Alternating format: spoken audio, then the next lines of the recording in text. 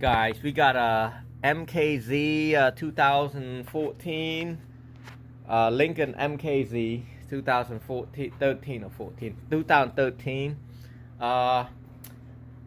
Customer brought this over. He used this as an electrical wire, which I mean, it's okay, but it's not okay. It's just kind of too thick, and you shouldn't use this electrical wire, home electrical wire for this. And he ran it like this. I would never recommend anybody do it like this because this is a fire hazard. But just looking at that, I said it's okay as long as you have the fuse out front. But taking a look at the fuse out front, look what happened. I just unplugged this because I'm afraid that if something touch, it's gonna burn up something.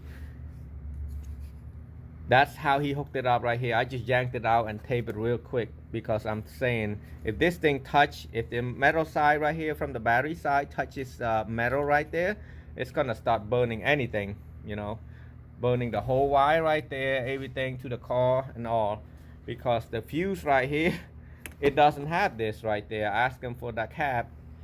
He said, oh, he's in a hurry or something. His friend actually didn't cap this thing, so this metal could just go like touching this part right there and burn everything up. And we're gonna rerun everything the right way, and then also we're gonna run put the light on right here, and all of these right there is gonna be reran. See right there to the speaker. We're gonna redo all this to make it look right. We're not gonna use something like this, and we're gonna fix it all up, and you'll see the ending result. We're looking at right here with the release right there, this hood release. Why there's a hole right here, we can run the hole through that. See if you can see that part right there. My hand right there, and hood release right there. You can push that, and then you can seal it back later when you got everything done. We're gonna run the power wire. Let's see, coat hanger right here, and there's a hole. And then we're gonna run this power wire and a remote wire to the front. We're gonna rewire this because the customer cut the wire. Luckily he cut it long enough for me to hook up the butt connector to this. We're gonna rerun that wire, and then I'm gonna use the T-tap to tap this thing back right there. So white is positive, and then blue green is negative. We can either use the we can go to the amplifier if we wanted to, but I don't want to. The amplifier is right here on the right side right there. You can see the amp right there by looking through there. I don't have to take it out, but see the amp right there? That's the amp. It's right here, but I'm not gonna go there. I'm just gonna go right here because that's a subwoofer output for the white and blue green right there. We can run the speaker wire down. Now I crimped the T-tab and the quick disconnect. I'm gonna hook up the red wire. This is a speaker wire that I'm gonna run it to the line out converter. A red wire I'm hooking up to the green, blue green, and then the black red. I'm gonna hook it up to the white wire right there for the negative side. I'm gonna plug this thing back in. Like I said, never try to cut this wire that close. Luckily, I got it just enough. We at the fuse right there. We're trying to hook up the remote wire. So we already ran the power wire already and fuse everything already. We're gonna test on the remote wire. We're looking at pin 28. Okay, turn it on. Turn it off. So that's off right there, but when he turn it on again, it should be on. Go ahead. Okay, turn it off.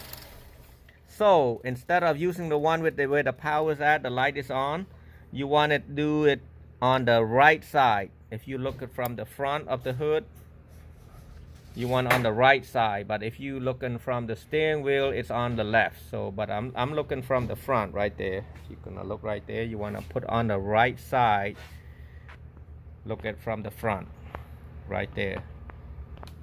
So I got it like that, and you want it on the right like this. Oop, shoot,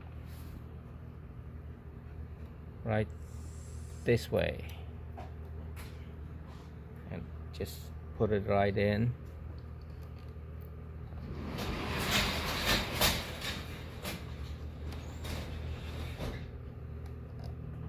The wire should look like that.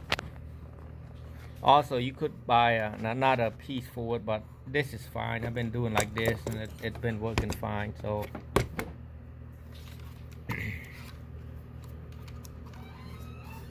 it's a fuse adapter piece, but you don't need that. This is so the wire that I ran from the left rear speakers.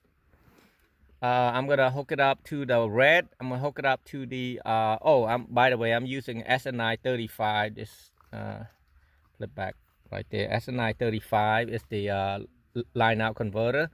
You got the red wire. You're gonna hook it up to the positive side, which is the white and gray, and then you got the black negative. You're gonna hook it up to white, black, and gray, black, and then the all of my install should be almost the same. Your power go to the battery, your remote from the fuse, and then your ground right there. The ground, you should do it down here.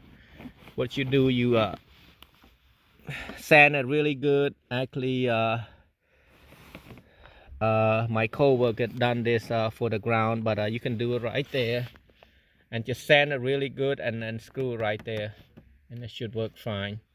And then you just gonna hook up the jacks, RCA jack from here, go to the input of this amp. The amp that he's got is an Alpine, so I'm not sure what model it is, but yeah, that's it. It's another thing that we might have to look at is the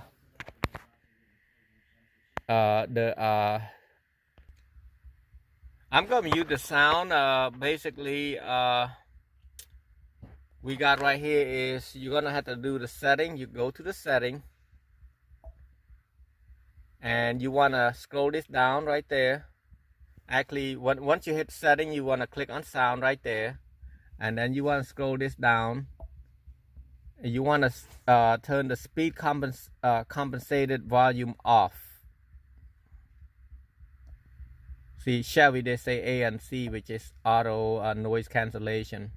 So you want to shut that off, so that way when you drive, there's no loud sound coming up. And that's it.